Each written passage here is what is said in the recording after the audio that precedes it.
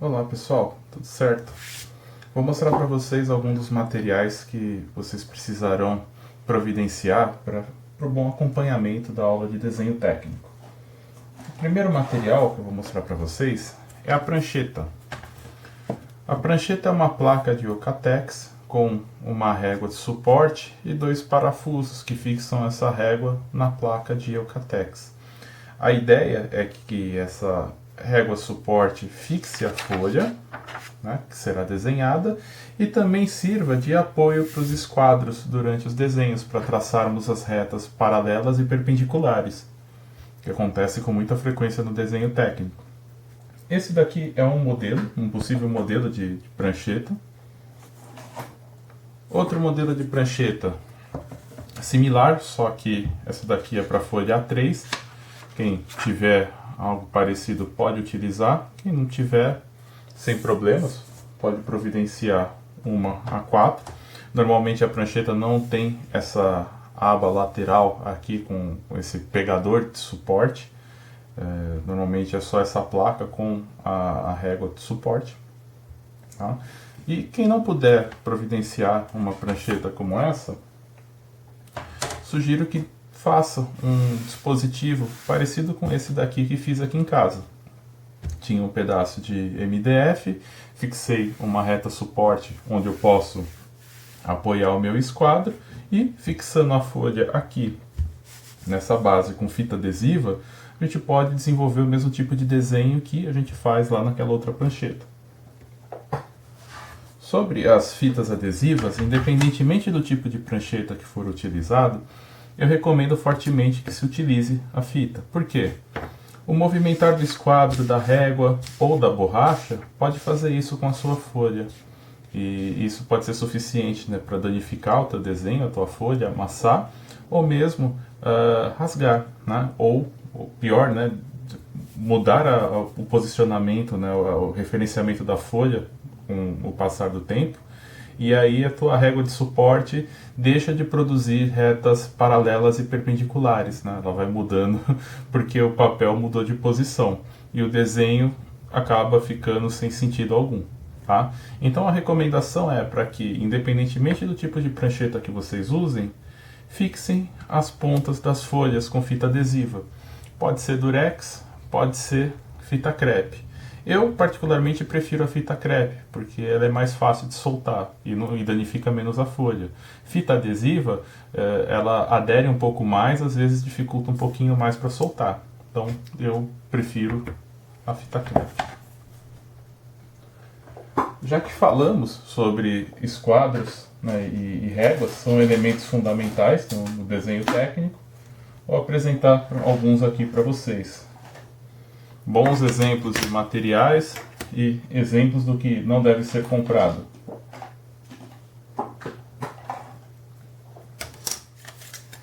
Isso aqui são alguns exemplos de bons esquadros, embora eles não sejam de tamanhos muito compatíveis, né? Esse esquadro aqui é um pouquinho maior do que ele deveria ser para trabalhar com o A4, né? Mas eles apresentam características similares e boas. Por exemplo, o acrílico grosso, né, dando rigidez estrutural para a ferramenta de trabalho. A mesma coisa acontece aqui com esse outro esquadro. Tá? Lembrando que os esquadros, embora até a maior parte deles, agora esses acrílicos, né, mostrem essa escala, esquadro não é ferramenta de medição. Esquadro é uma ferramenta para traçado, então não se mede com esquadro. Então é comum encontrarmos esquadros, né, e até desejável, sem essa marcação numérica aqui em cima. Tá? Régua, essa sim, né, necessariamente precisa ter a marcação numérica. Né? Régua é o instrumento para medição, é o instrumento para traçado, né, de algumas retas, né, algumas ligações de pontos. Exemplos do que não se comprar. Esse daqui é um bom exemplo de esquadro para não se comprar. Por quê? todos esses desenhos, essas arestas, impedem o bom funcionamento do esquadro. O esquadro, para nós, ele não vai ser útil só nessas duas arestas no desenho técnico. Vocês vão ver que também utilizaremos essa, né? E podemos utilizar traçando retas com o auxílio da hipotenusa desse triângulo, né? E olha só como que é aqui nesse quadro. A gente não tem o apoio suficiente para desenhar. Isso quer dizer o quê? Que o traço, né, o risco, ou aresta, o que estivermos fazendo com esse quadro, não necessariamente será reto por conta dessas arestas esquisitas, né? Então esse é um que eu não recomendo. Outro que eu não recomendo é uma régua. Você à primeira vista fala, puxa vida, tem escala em milímetro, escala em polegada, vai ajudar bastante. Mais ou menos, olha só. O material é tão sem vergonha dessa régua que nem permanecer reta ela consegue permanecer. Então é um instrumento de trabalho que não recomendo.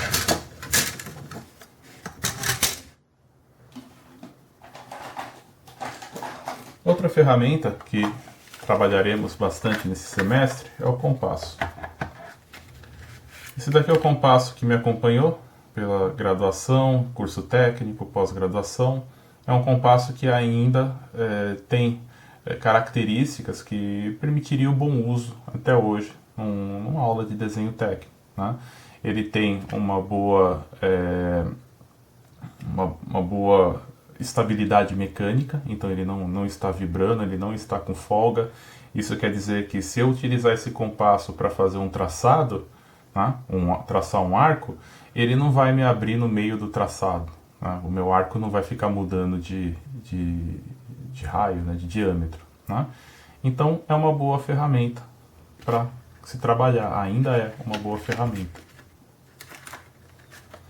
Esse daqui já é um modelinho mais moderno, né, mais profissional, Trident, né?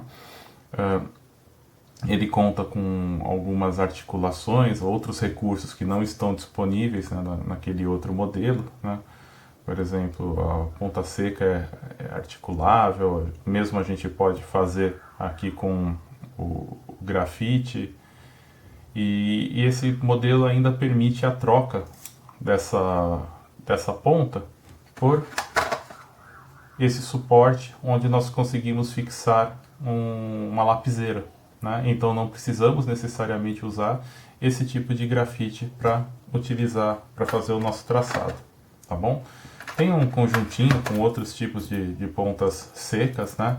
Mas isso daí é assunto para um outro carnaval. Por enquanto, só mostrar a ferramenta realmente.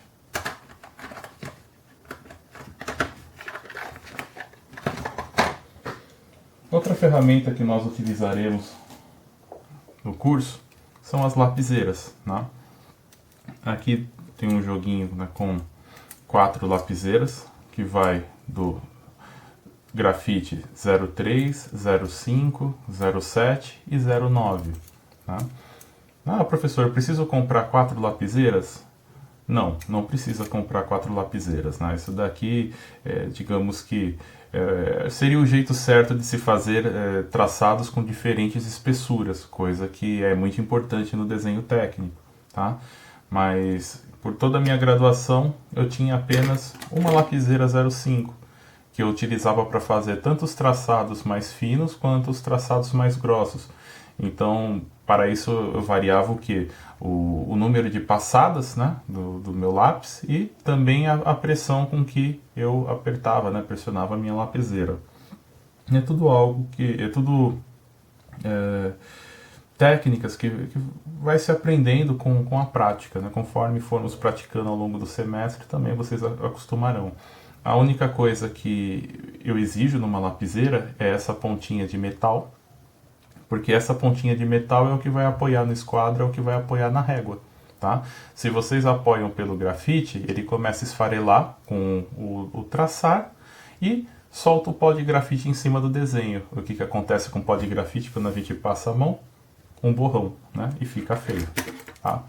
Então, lapiseira, recomendação, né? Preferencialmente 0,5 com essa pontinha de metal. Bom, a título de curiosidade, né? As lapiseiras elas funcionam com grafites, né? E os grafites a gente vai encontrar em diversas medidas e também em diversas durezas, né?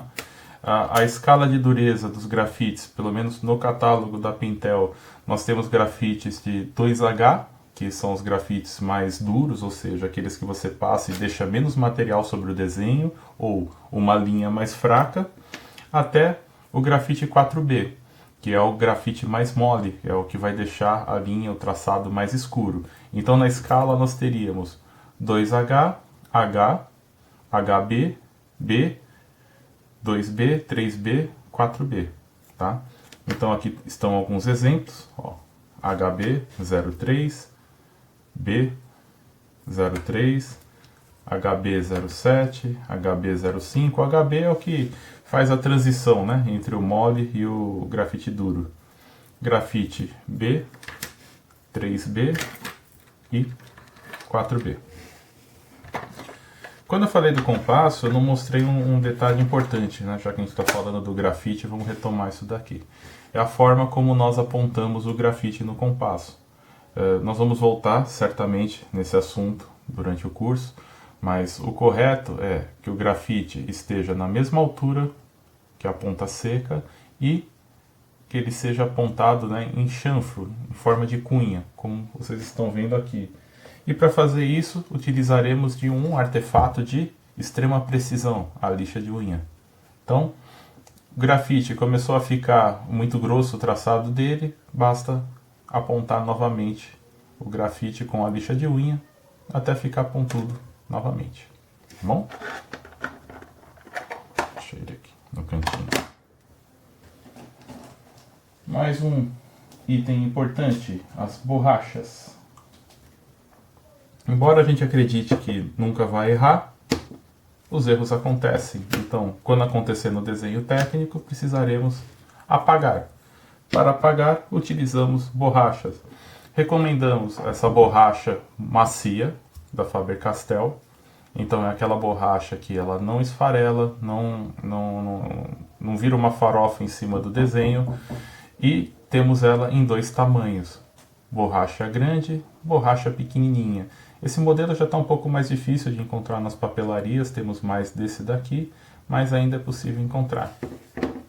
Quem quiser, ainda é possível utilizar esse tipo de borracha, que ela se assemelha a uma lapiseira, né? Funciona da mesma forma que uma lapiseira, tá? E é bem interessante para apagar pequenas regiões do desenho, tá?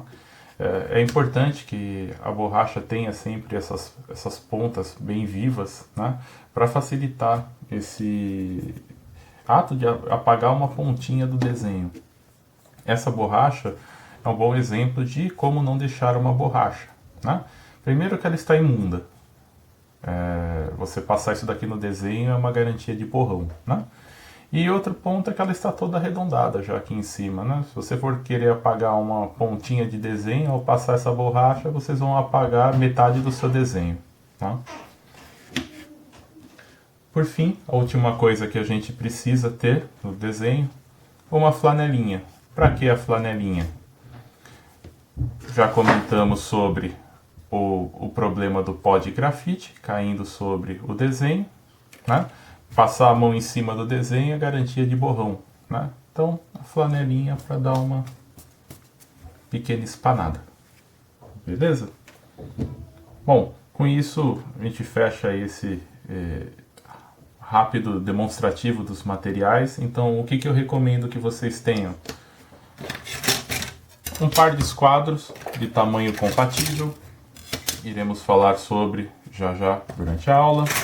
Precisamos ter uma régua, uma lapiseira 0,5, grafite.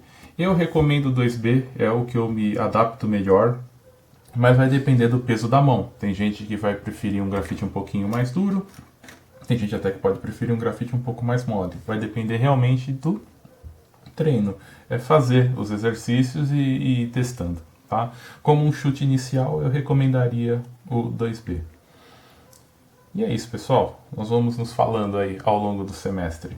Aquele abraço aí para vocês.